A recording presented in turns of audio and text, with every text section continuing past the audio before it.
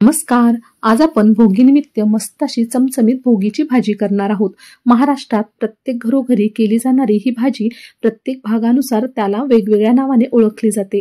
तुमच्याकडे भोगीच्या भाजीला काय म्हणतात हे मला नक्की लिहून कळवा. आज आपण कुठल्याही प्रकारचं वाटण न करता मस्त अशी 5 ते 10 मिनिटात तयार होणारी ही भाजी करणार आहोत. त्यासाठी इथे मी 1 गाजर घेतला आहे, 7 ते 8 बीन्सच्या शेंगा घेतल्या आहे, त्यानंतर ओला हरभरा घेतला आहे, 7 ते 8 वालाच्या शेंगा घेतल्या आहे, 2 ते 3 चमचे शेंगदाणे घेतले आहे, इथे ओल्या तुरीचे दाणे घेतले आहे, वटाणा घेतला आहे व त्यानंतर 2 वांगी व 1 बटाटा लागणार आहे. मसाल्यांमध्ये इथे मी 1 चमचा काळा मसाला घेतला आहे, 1 चमचा पावभाजी मसाला घेतला आहे, 1 चमचा कांदा लसूण मसाला घेतला आहे, 1 चमचा लाल तिखट व पाव चमचा हळद घेतली आहे. आता त्यानंतर इथे मी पाव वाटी शेंगदाणे छान असे खरपूस खमंग भाजून घेतले आहे, ते मिक्सरच्या भांड्यात घालून घेतले आहे. त्यानंतर 2 मोठे चमचे भरून तीळ देखील छान असे भाजून मिक्सरच्या भांड्यात घालून घेतले आहे. आता आपल्याला याचा कूट करून घ्यायचा आहे. कूट करताना थोडा जाडसरच ठेवायचा आहे. अतिशय बारीक कूट केला की मग भाजी ही आपली छान अशी रवाळ व टेक्स्चर छान येत नाही, त्यामुळे कूट हा थोडा जाडसरच ठेवावा. त्यानंतर एका कढईत 2 चमचे तेल छान असे कडकडीत करून घेतले आहे. तेल गरम झाले की त्यात मोहरी जिरे घातले आहे व 1 चमचा तीळ देखील घातले आहे. त्यानंतर अगदी थोडासा हिंग घालायचा आहे, कढीपत्ता घालायचा आहे व इथे 1 मोठा कांदा बारीक चिरून घेतला आहे. कांदा कोथिंबीर घातल्यानंतर आता आपल्याला हे मिश्रण छान असं परतून घ्यायचं आहे. या ठिकाणी कांदा हा आपल्याला छान असा ट्रान्सपरंट करून घ्यायचा आहे. खूप लाल न करता फक्त ट्रान्सपरंटच आपल्याला हा कांदा छान असा परतून घ्यायचा आहे. कांदा आता ट्रान्सपरंट झाल्यानंतर आपल्याला यात घेतलेले सर्व मसाले घालायचे आहे. मसाले घातल्यावर लगेचच या मसाल्यांवर 1 ते 2 चमचे आपल्याला पाणी घालून घ्यायचं आहे, म्हणजे मसाले तेलावर परतवत असताना ते जळणार नाही व त्याचा स्वाद छान असा टिकून राहतो.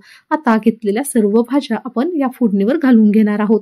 आधी मी वटाणा, तुरीचे दाणे, 1 गाजर छान असं बारीक चिरून घेतलेलं, त्यानंतर श्रावण घेवडा म्हणजेच बीन्स देखील छान अशा बारीक चिरून घेतल्या आहे.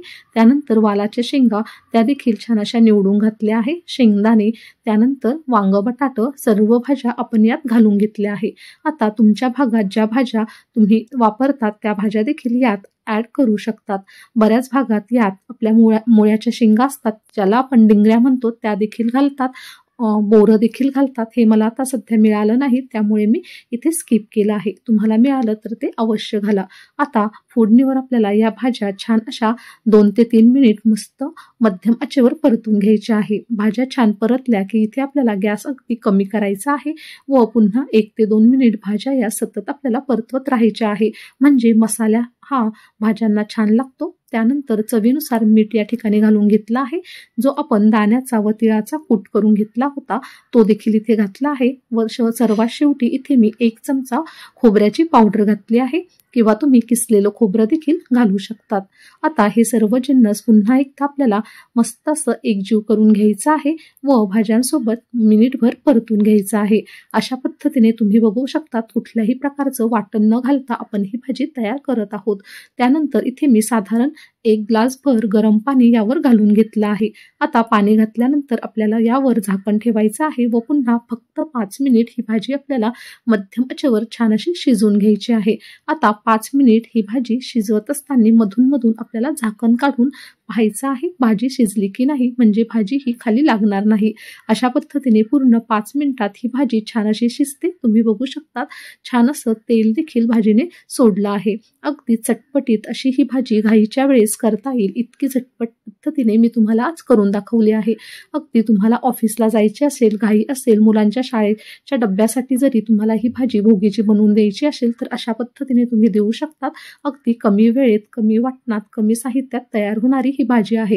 ह्या पद्धतीने तुम्ही या भोगीला डब्यासाठी नक्की ही भाजी तयार करून बघा, तुम्हाला नक्की आवडेल. रेसिपी आवडली असेल तर जास्तीत जास्त लोकांपर्यंत शेअर करा व चॅनलला नक्की सबस्क्राईब करा. धन्यवाद.